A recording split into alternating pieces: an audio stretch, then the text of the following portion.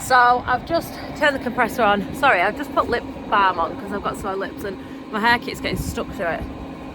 But if I put my hair back, I look like a lad. And that's really unattractive, even more so than what I am right now. So I need to keep my hair down so people realise I'm a girl.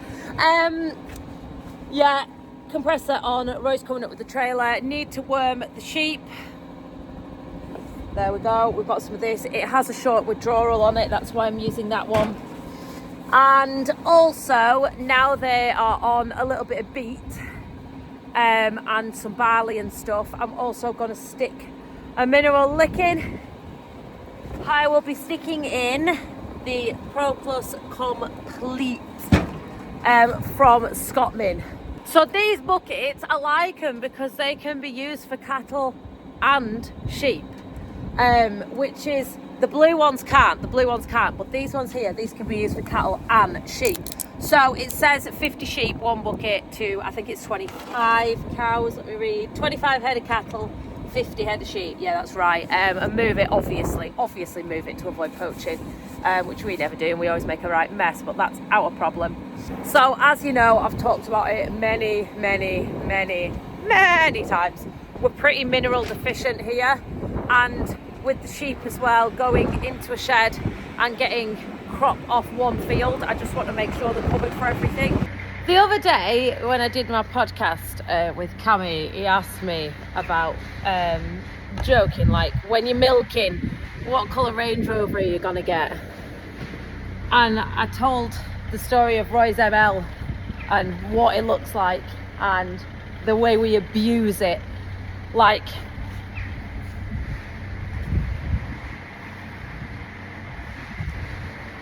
we use this as a pickup. We throw sheep in the back, we throw calves in the back, we throw obviously barley because half of it's still in the back. We throw beet in the back, diesel in the back, whatever the hell you were throwing to pick up, we throw in here. The only difference is it doesn't make your boobs jiggle when you're going down the road. It is a comfy ride, and I mean, it's really, and yeah. Oh, these little lambs are loving the lake. Look at this. Fighting over it. I'll go and get them some more straw. They've had the beet. I'll go and get them a bit of barley, a little bit of silage. Grow, lambs, grow. Bloody sleeve on the PTO's broken. They don't last long, do they? I think it clips in somehow. I just stay away from it today. I think you can clip the collar up somehow. I would like to point out that they do not squirt anymore, but I've already covered that in last night's video. I'll have to come in here to speak to you because gosh, the weather is horrendous. I will not be able to open these doors.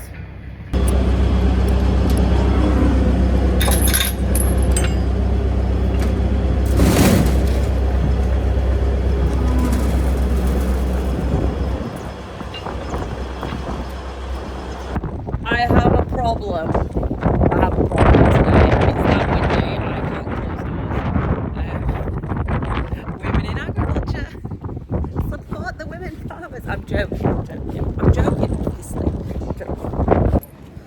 Roy has very politely just come down, sorry, hello. Roy has very politely just come down here and shut the door for me, with no fuss whatsoever, and obviously no piss taking, obviously. This U-bolt here, I'm about to be attacked by cows. Here they come.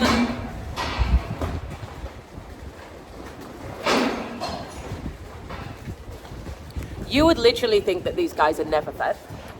This is stripped completely. You can kind of just shove it in and pull it out. So it was probably off some really old shackles that we had when obviously the 3/4 bred limmy cows used to kick their heat out of their calves.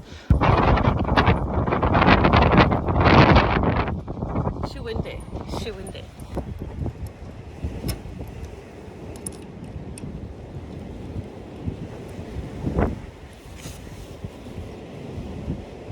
this door has blown the, there was like a little bracket here, it's blown it off, which is really annoying actually. If I'm honest, I'm hoping that little bit of wire is going to maybe hold it while it's really windy. In times like this, we have been known to shut these doors, to be perfectly honest, especially in snow and stuff. Can I say that? Yeah, but you know she's the family shop on Friday? Yeah. Involved going to CG Ford, Park. Let me see. What he just said, he's got to do what his dad used to do to his mum on a Friday when she was going shopping. He's going to say, when you pass in, can you take this to Haley's? So when she used to go shopping on a Friday, she used to have to go to CG Ford. You might have heard him, I did record it, but if I faced the camera at him, he'd just shut up, I guarantee it. So very briefly, ill-fitting cubicles, that's what I was talking about yesterday. I don't know if I put it actually in the video, I might not have done. I might have just showed the cattle coming out. So we dozed these guys yesterday, those guys there, they're all just stood eating. And I was talking about, when I was doing it, ill-fitting cubicles and the reason why the cows are bloody filthy. Now normally when you've got them lying in cubicles, they lie literally face in like this, and their bum hangs over the edge and they poo it in the passageway. That's how a cubicle system is designed.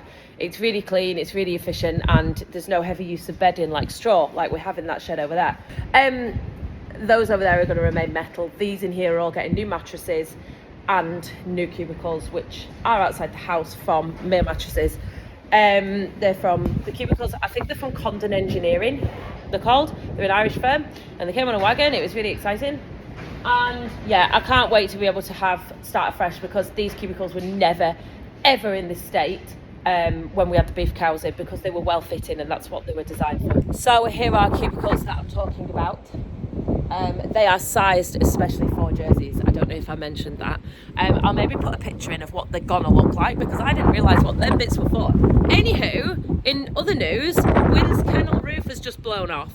So he is now in there after everything's fallen over. A drain pipe's fallen off. There's a milk churn across the yard. It's getting silly, man. It's getting silly. So we're just feeding this fed up before... Oh my God, I can't even speak. We're just feeding this shed up before we go in for some tea. So Roy's just scraping out, not that there's a lot, just before we run the feeder down. Just to keep the wheels of the feeder clean, to be fair, that's all really that's for. But yeah, they've eaten up nicely compared to this morning when there was a little bit left in. So yeah, we'll knock the feeder down.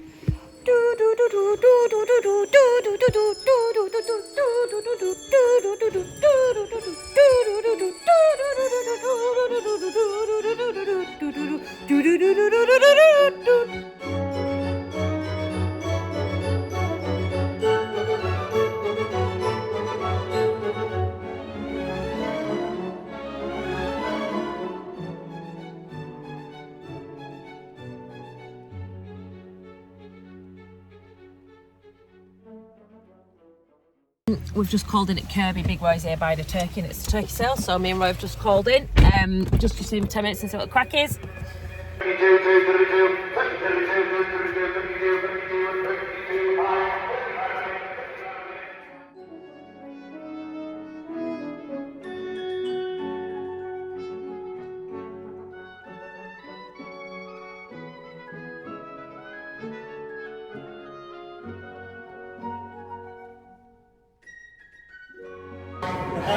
Hey, imagine being chased by this when you go out of car.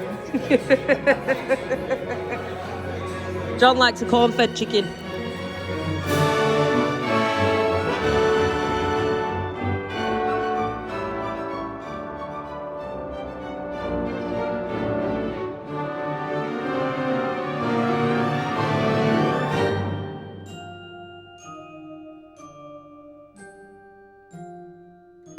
Have I got a turkey? Can I see your turkey, right? It's heavier than my kids when they were born. The auction is better than any kind of television, honestly.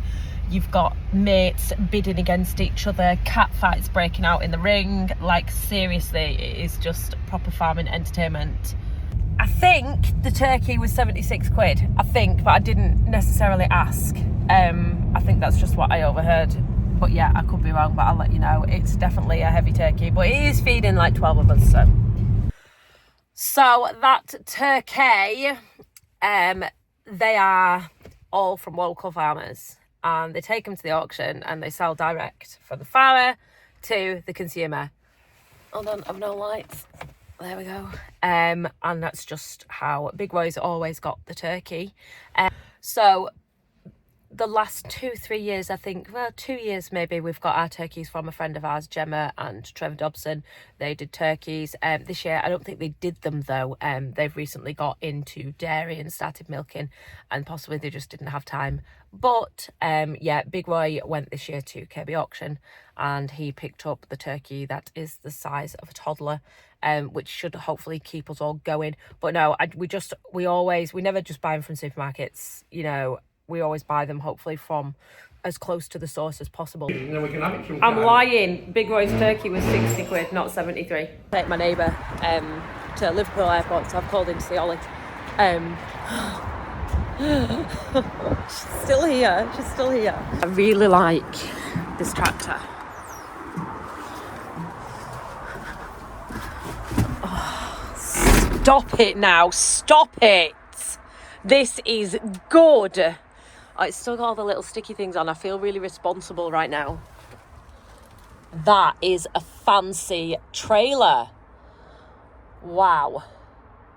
Leave the car here and drive this home, I think I would. I can't get over the fact that there's no control, like there's no visual here. Do you know what I mean? It's all here. I kind of like being able to look at my speed and stuff when it's here. But I know that's what it's like. Like, but I don't know. I'm not, that's the only bit I'm not taken with. Definitely not. But I am, however, taken with the size of it and how pretty it is.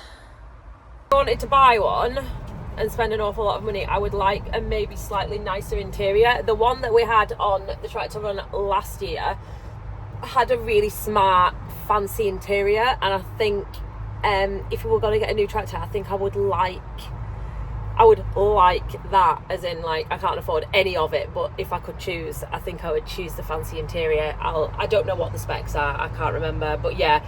Oh, I just love it. This bad boy, wow, this is nice. She is nice.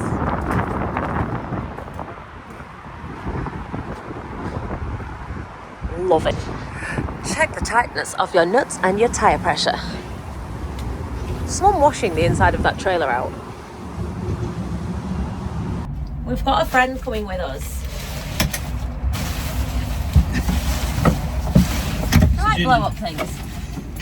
Women in ag. Women in ag day today, isn't it?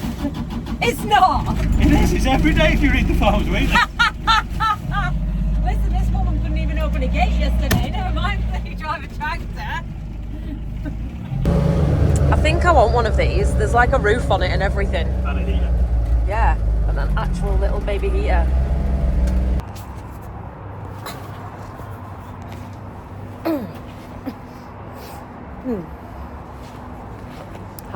Handy. Morgan's very excited because he's picked this up at the docks. It's what the ship's bang into. But I have just asked him how much it is to get rid of a tyre. Ethan's coming to me about it. I really like these extendable legs. That's what I've got to say about this. That it's tall and nothing will get stuck because it's so, what's that word? Steep. Yeah, like the gradient of it. Angle, yeah, it's got a good angle. Whereas ours is like all like this, and then probably from about here, and then there's just a little bit, and it always gets stuck, and you end up having to, when you're doing your feed, you're banging it and kicking it and carrying on. You can put pallet forks in from that way or that way, and just move it around. That's really good. So Are they expensive? I just like the extendable legs. They're really handy. You've got some steep barley at the moment. So Roy has been somewhere very exciting, so I thought I'd share this with you. This here is the design for the shed over there. And I'm showing you these on beautiful paper from the business centre in Appleby. But also, thank you so much to Chris at Cars for giving me a calendar, because I have an envelope now to keep my robot plans in. Thank you. This is harder than it looked in my head.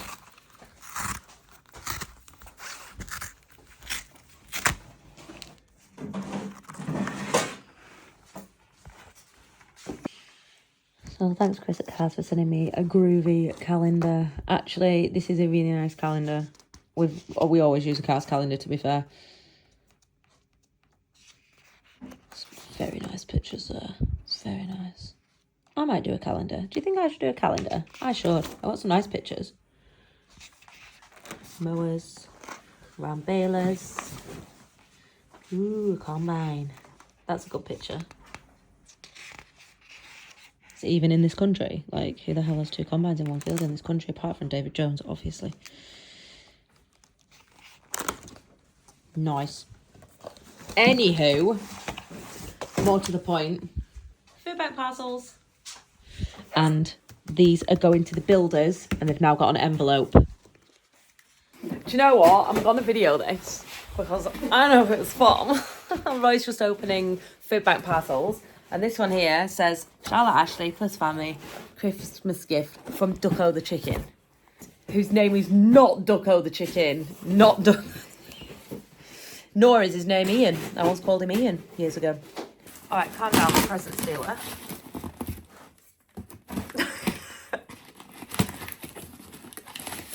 I've never seen anyone so bang-handed in all my life. What is it? What is it? A tower of treats? Ah. My lovely Ducko, thank you very much. I appreciate your sweets. You're trying to make me fat, you are. I'm all right with that. I'm totally fine with it. Right, you lovely lot. Thank you so much for watching. I appreciate all of you. So I'll see you next time.